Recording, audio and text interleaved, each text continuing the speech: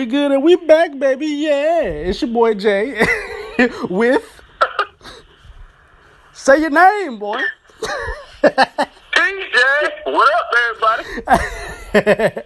Okay, so we got to get right to it, man, because this bubble, now we've been talking about it, man, but this bubble is out of control. So, first things first, before we get to Giannis and Luka and all those guys, can we talk about TJ Warren, man?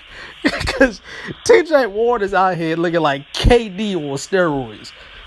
I'll be honest with you, bro. TJ Warren found that secret stuff for Space Jam. That's what I'm saying. He had to, man, because his game has changed completely. I want to see how it goes against Jimmy Butler, though, because you do know that date is still marked. It's no way it's not. Man. They did mark the date, and so this is past due. It is. But, it's interesting because I watched an interview. I guess this was done right after he had that 50-point game, which nobody expected. I think we all kind of thought it would be fluke. And then you got to think with athletes, right? You could tell who's who because if you have a huge performance like that and something doesn't click in your head that says, oh, I can do this repeatedly, then that's problematic, right? But with him... Oh, it was like, okay, 50-point game. Then we thought, he cooled down 39, 31, and then back to 39 and up again. So, like I said, they did the interview. I think it was with Rachel Nichols. And he was just like, I got traded for cash considerations. And for anybody in the league, that's disrespectful. And I guess he, thought about that and went to the bubble with, a relief and just having worked on his game. And dude you can't deny he's looking absolutely incredible right now. I mean, it's TJ Warren. You don't affiliate him with, dominance, but that's what he's doing right now. Hey, like it's rare to say that TJ Warren is the leading scorer inside the bubble right now. We have people like LeBron, Damian Lillard, James Harden, these type of guys. No, the leading bucket getter right now is TJ Warren. You know why I'm laughing? It's not even the fact that it's just TJ. It's that it's TJ and then it's Kyle Lowry. Yeah. Kyle Lowry too. Kyle Lowry is out of nowhere, playing out of his mind. And this is it's not against all the teams. Yeah. It's the teams that are contending for playoff spots. These are playoff teams that they're doing this against. So that's what adds more credit to it because it is still a pressure situation. Maybe not for the East. The East is nothing like the West is. Every year we always talk about the West is out of control. Now, but if you really put it in perspective, right, and say all the teams were healthy, because Portland was only out, just like Sacramento was and Golden State because of injuries, right? So if you really think about it, the only team out West that's not really competing is really just the Timberwolves. You really consider all the teams, Phoenix is competitive. Memphis will still be a good team next year. They won't be bad. Again, I consider it a fluke in a sense because, they're a young team. But if you look at all the teams that were after them, it was literally all injuries, right? But give them credit. They did what they were supposed to do. But, really, it's, 12 teams in the West? 10, 11 of them are legit playoff seeds. It's crazy. Right. Now, here's another thing that I need to shed some light on this because you kind of brought it up. Phoenix. Ever since they've been in the bubble, this team is undefeated. I want to know where this happened. Did they, finally switch out the G League team and actually put out the real NBA players? Because they have been nowhere near competitive prices to Steve Nash era. That's probably a good 7-8 years ago. That is sad. And because, if you really think about the talent and potential that they've had over the years, given they did put you had Isaiah Thomas, Goran Dragic, Eric Bledsoe, and Tyler Ulis on the same team. So you had 4 point guards, none of them above 6'1" or 6'2". So that was just stupid, and they were all scorers. But if you even then, that situation was still a talented team. They had Jarrett Dudley. They actually had Tyson Chandler at that point too, right? So they've had some talented teams. It's just a very bad organization. Now, I did hear, I think it was DeAndre Ayton said that it was the coach. And we all know Monty Williams is a great coach. I don't think anybody could ever debate that. He's definitely an amazing coach. He's definitely a player's coach, right? And not all coaches are like that. And we can get into that a little bit later. But DeAndre Ayton said that is the first coach I've ever been around or dealt with that actually cares about his players. So it seemed like he was very active in the process of what was going on with the bubble and everything like that. So credit to him, but also credit to the players. Because we knew Devin Booker was great. And I'm going to tell you why I think he's going off like he is. See, or they're going off like he is. See, Draymond went up there and caught that $50,000. He said, I'm going to go ahead and tamper a little bit. I don't blame him. I'm a Warriors guy. So if we could get Devin Booker with Steph and Clay and Wiggins off the bench, I am all for it. So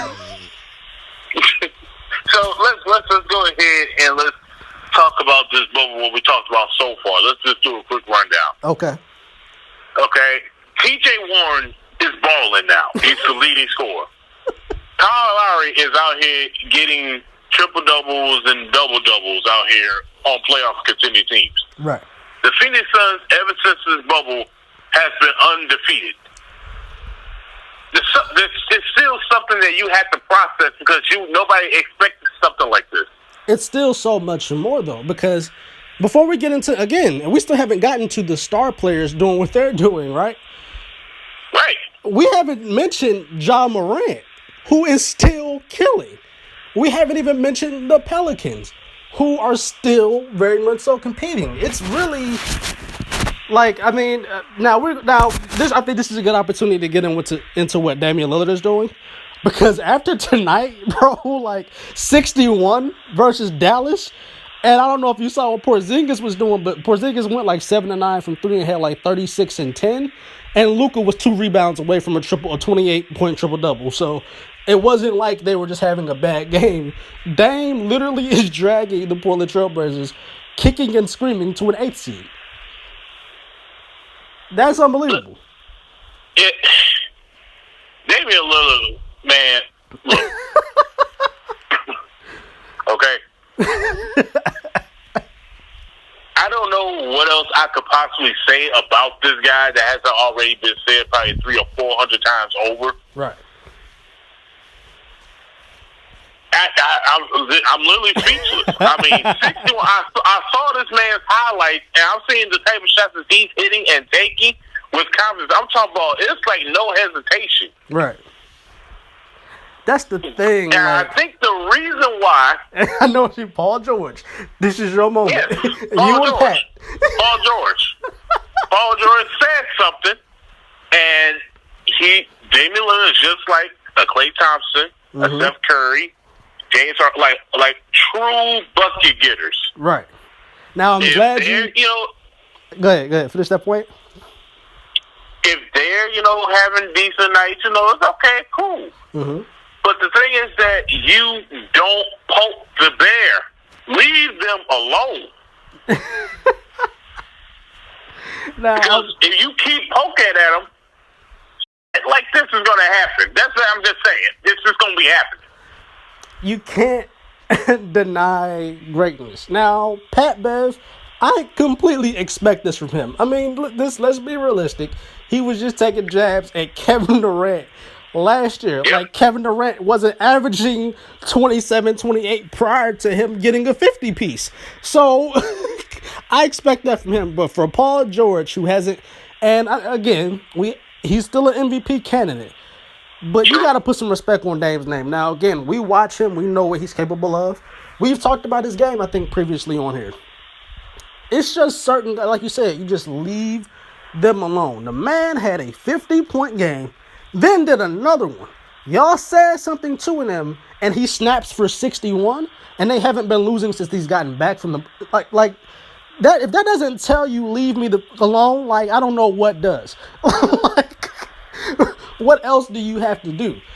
So, I mean, it's like you said, it's kind of speechless, but I'm glad that you had mentioned the Dame point, because we had a conversation off the podcast that was about James Harden, right?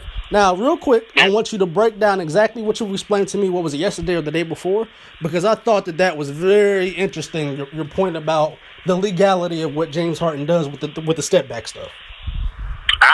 Well, I saw this video, and it was talking about is James Harden, how can he really get away with things to get away with? And we all know exactly with, the quote-unquote traveling of, like, taking 3 steps or, like, the double step backs that you see, etc. Right.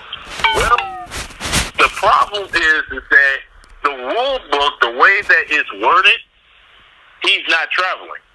Because when he takes, like, those quote-unquote, like, first little baby steps, they're considered gathered steps. Mm-hmm. So that's actually 0.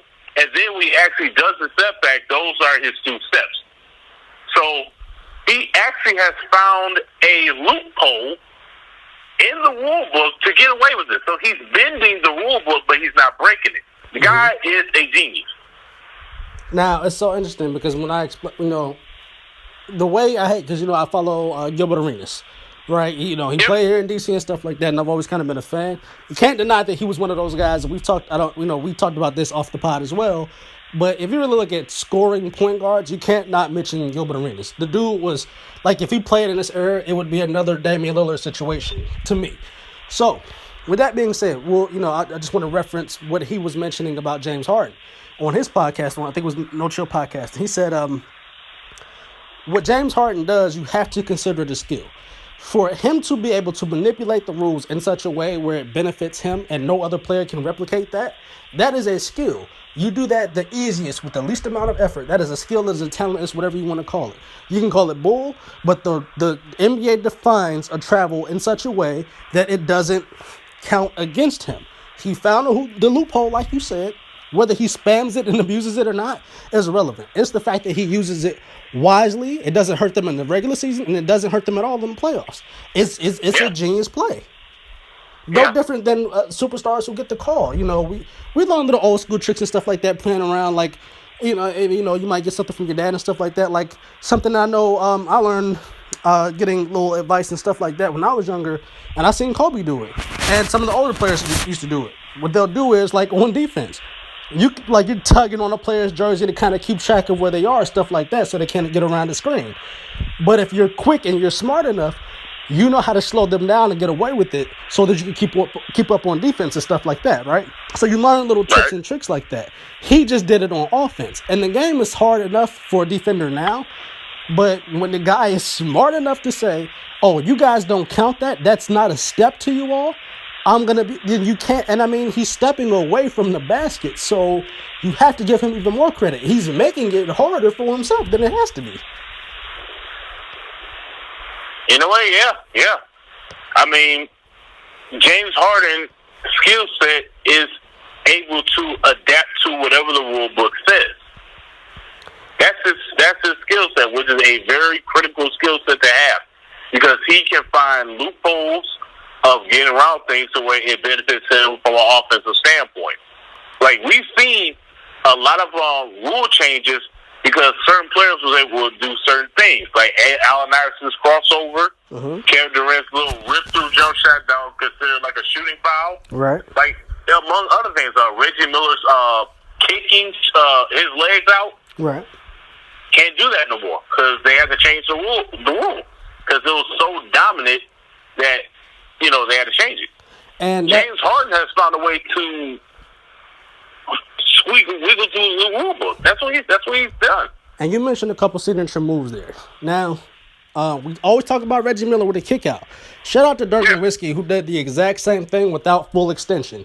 Putting your leg up to keep the defense from blocking your shot at 7 feet tall, and then for Kevin Durant to do it as well, that's actually a genius play. Now, and we talked about Kevin Durant's thing, so I want to address a little bit of Kevin Durant real quick. Make as though we were just talking about Damian Lillard and James Harden. So, Draymond, we know he was a part of the cast for the TNT crew over the last couple of days, I guess, while Shaq was out in the bubble. And he did a great job. And something that he made it a point to do, even though they've had a little bad history here recently, is he went and made it a point that Kevin Durant is the greatest scorer ever. I am personally in favor of that.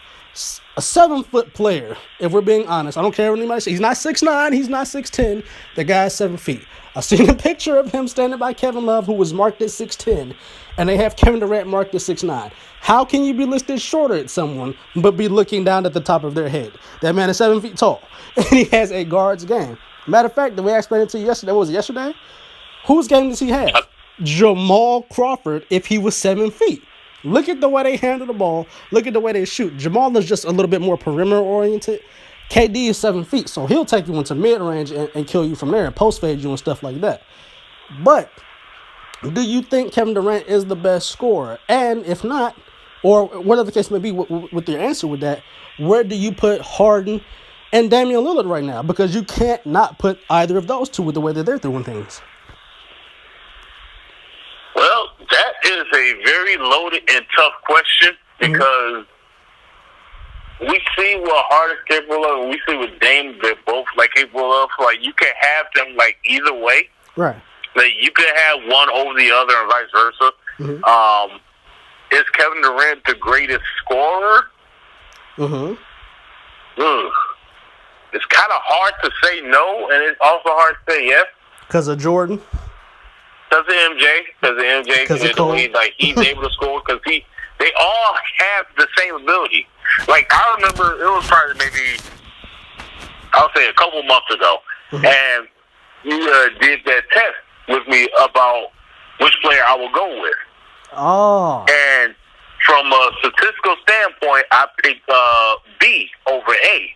And it was really, really close because the stats were almost identical, basically twins. And you said that I said, since I made the decision I made, that Kevin Durant is barely better than Dominique Wilkins. So, okay, I'm glad you said. I don't know if we got that on the podcast, or we're going to do that again one last time. But again, and I'm glad you said that. It's about perception. So for those who haven't listened to it, I think it was NBA What Ifs and stuff like that. But it's again, about the power of perception. Now, real quick before I get into the Exhibit A, Exhibit B thing, which is what you were talking about, right? Where pretty much I just, instead of putting the name in front of your face, I put the numbers and pretty much the reputation in front of your face, and then you got to decide without knowing the names. And again, at first you went with Dominique Wilkins based on the numbers, the success, and stuff like that. But then you were like, last second you changed it to Kevin Durant. Now, real quick before we get to that, I wanted to throw in this scenario, right? And this is why I asked you that previous question about Kevin Durant versus being the greatest scorer versus maybe Harden and Dame. I heard this, and I don't like this. I think it's wrong. I think it's BS because it never works out in the shorter person's favor. Do you think that a player should be punished? Because I think it was Kendrick Perkins, who, I'm not really a fan of, because he spews a lot of nonsense. What he was saying is, Harden is the best scorer because he's 6'5" doing this. Kevin Durant is 7 feet tall. I feel like the taller player in this situation got discredited. But typically in other situations where it's like if you went with the tall, like people will go with the taller player. For example, somebody might go with Kevin Durant because he's 7 feet tall and can shoot great. Versus maybe a guy like Steph Curry or Damian Lillard who's 6'3" but can shoot great. And it kind of like it's no consistency to it, and I think you know how I am about that. So I wonder what your thoughts are on that. The taller player being rewarded in certain situations, but then your size being held against you in others.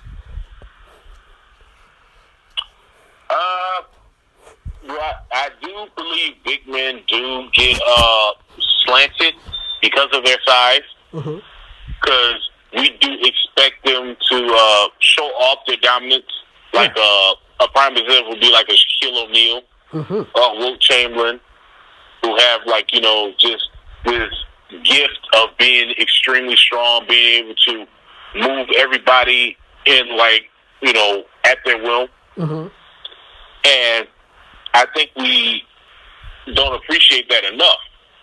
And we look at the smaller guys, maybe like an Isaiah Thomas or Chris Paul, right? Because it's actually kind of like the slam dunk contest. The shorter player gets rewarded. You think about Dwight Howard doing the between the legs, but then when you see a Vince Carter or somebody a little bit smaller, it looks a lot cooler. It seems like they're actually getting more height. That is very true. And I'm a big fan of Nate Robinson, but I can say for a fact that he didn't deserve some of the ones that he got. Yeah, I agree. I think it was a fan favorite. He was a fan favorite, but if we're being realistic, Andre Iguodala deserved one of those. He should have. You gave a guy 8 attempts because he was shorter, but that's not the rules.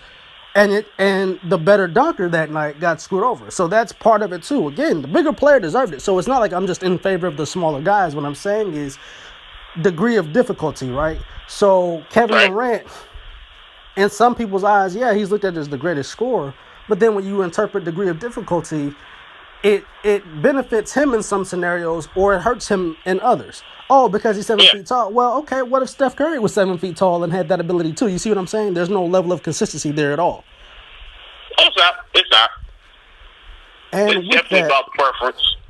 Exactly. And again, perception, right? So, and this makes me think of something else. And we've had this conversation as well off the podcast. But I think it was yesterday, actually, right? Because everybody always talks about, and I think this is where it came from, right? So you know how I am about Bill Russell. So I used to be a big Celtics fan. Bill Russell, to me, is always disrespected, right? Because he's never even mentioned as a part of the GOAT conversation. If you look at his numbers, absolutely, his level, I mean, 11 rings in 13 years and one as a player coach. That will never be done again in any sport. It still hasn't even gotten anybody close to it. LeBron went to the finals, 8 times and only won 3. So regardless of what you want to say, Bill Russell, you can't not put Bill Russell in that conversation. Again, when he was in the era with Wilt Chamberlain. Here's why I mention these things, right? A lot of people will put Wilt in that GOAT conversation before Bill. A lot of people will say, oh, in that era, when Bill won all those championships, and this is why he gets discounted, it was most of the centers in that era, their average height was 6'6", which is like the size of a shooting guard now, typically, right? And they'll say different things like that to kind of discredit his accomplishments, which I think is wrong. But a lot of people are quick to reward Kareem, who they never seem to realize played in that exact same era. If you look at when Bill Russell and Wilt played, it was, 60s into pretty much early 70s. When did Kareem come in? Late 60s, right? He got like 2-3 years in the 60s, and then he got through the 70s. Here's the thing.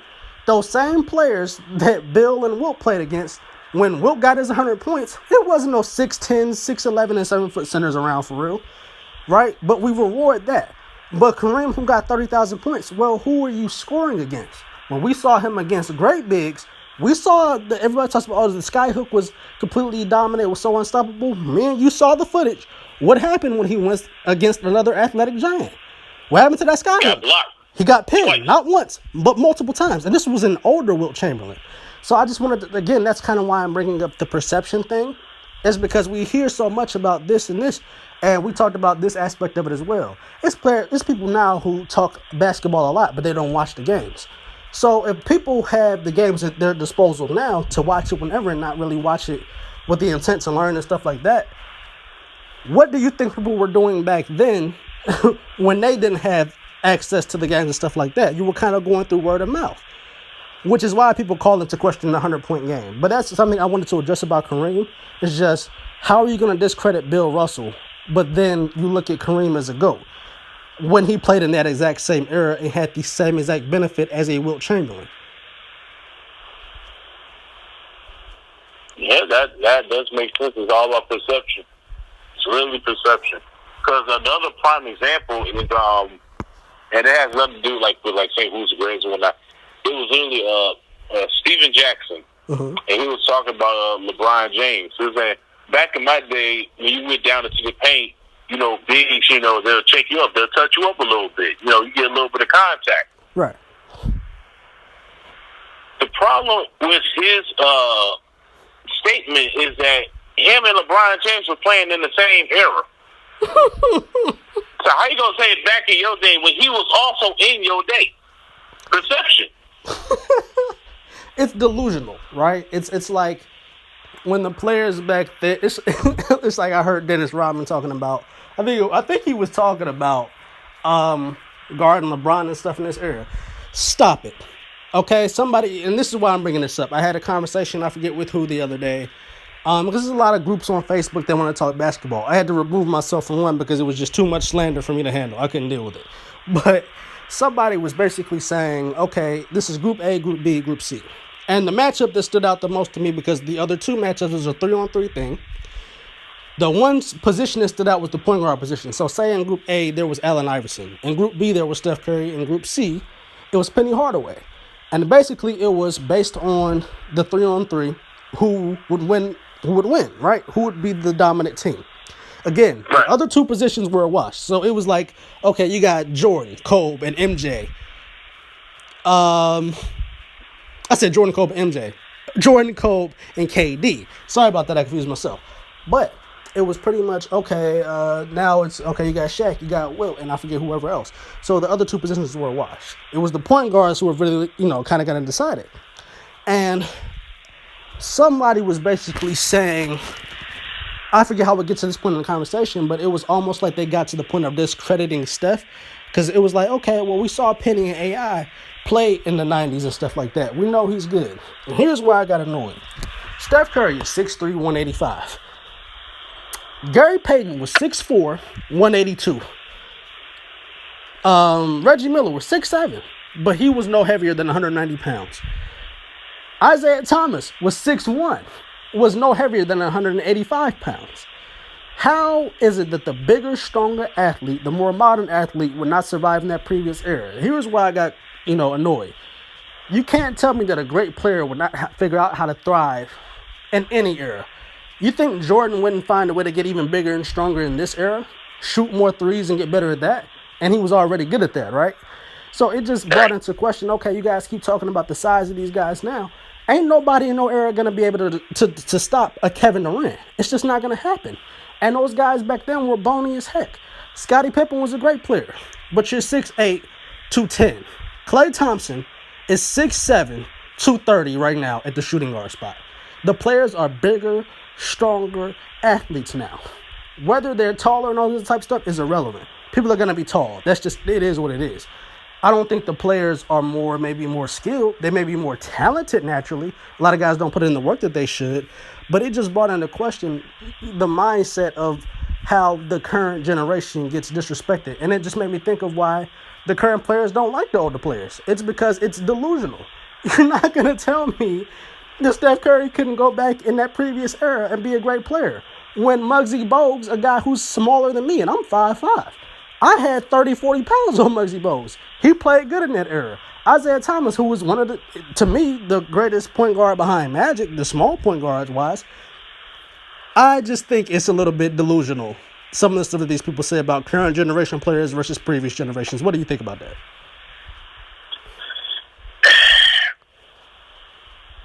Like, what I think about people, answer that question one more time. I want to make sure I get the answers correctly. Basically, do you think a guy like Steph Curry could survive in the 80s and 90s when they were more physical and stuff like that? A lot of people do not consider, yes, hand checking and stuff like that was going on, but remember, we all remember the push off Jordan had in that previous era. Just like we remember, we acknowledge that James Harden really does travel, regardless of how they define it in the rule book or not. It is a travel, right? But do you think these guys in this era, the stars at least, or superstars, could they not do just as well or be great in the previous era? I think they could. Yes. Reason why is this. Like you said, it's all about perception. Everybody says, the 1980s was, the very more physical era of basketball, in which it was. Right. But, it was a huge but. They don't talk about the scoring that was going on in that era. Mm-hmm. Like, even, James Harden was averaging, 37, 35 points in this era. Kobe Bryant was averaging 30 points in, the 2000s era. Mm-hmm. Like, when he had that run in 05 to, 07. Right. Jordan, when he didn't have a three-point shot, was still averaging nearly 40 points, his third year in the league. And that was, in 1987 or 88, around somewhere in that time frame. Right. The Detroit Pistons and Denver Nuggets still hold the highest point total in a game for an actual official NBA season that happened in the 80s. Mm-hmm. And this is with the likes of Isaiah Thomas, a Pat Lever, probably Alex English, Kelly Tripucka, Bill Laimbeer. And key word in there is the Pistons. The quote-unquote bad boys, that my dad used to say was the first NBA, NFL football team. But it's... So, So on that point, real quick, again, we talk about perception, right? They don't never talk. We always acknowledge the Showtime Lakers as the good guys. If you go back and watch James Worthy and those guys talk about that series, they played just as filthy and as dirty as the Bad Boys Pistons did when they won the first time. Yeah. Hey, look, and you have to be from the Bad Boys. Just look at the match they had against the Celtics. Exactly. And you tell me how many sportsmanship awards will be spread out amongst those players. Exactly. That's the thing. Okay, like we're being realistic. Okay, it's not like we're discrediting the previous era and trying to hype up the new one. But it is a lot of disrespect. It's a lot of people like, and I'll be the first to tell you, I'm not a LeBron fan, but y'all can't keep disrespecting that man. But with that being said, y'all not gonna keep putting him over Jordan either. When you went 3-5 in the finals, I'm not gonna have that. But if we're being realistic about it, you have to acknowledge greatness. You cannot discount what James Harden is doing. No different than you could discount Steph Curry having the ability to play in any era. A great player will find a way to dominate in any era. Those guys back then, I'm 5'5". Again, I was bigger than Gary Payton. Gary Payton was 184, seriously, at 6'4", really. Right, it goes to show that perception should be 100%. It should be like 50-50, like, oh, I'm just going to pick out certain points where this will help me win my side of the argument. That's not right. Exactly. It's a lot it needs to be on both sides. And you see both sides. It's a lot of you Shannon Sharps running around out there. Stop it. Now, we're going to pick this back up for the next episode. It was good doing this one with you, though, bro. It's good talking to you. Yeah, we do have more coming back with you guys on the bubble, so stay tuned for that. A lot more content is coming. I'm sorry that I have been so busy. Had a lot of stuff going on, but I love you guys. Me and Todd will be bringing more to you soon. So, real quick, if you want to shout out anything, bro, take your time to do that. Oh, man, y'all can follow me on my Instagram at Todd Jones 6, and that's same thing for my Snapchat. Appreciate you having me on, bro. All right, that's enough of that. No, I'm playing. All right, no, I'm gonna get that slander when we get off. But no. Follow me on Instagram at o.s_AEKO. Love you guys so much. Stay tuned. More content for the podcast is coming. Peace.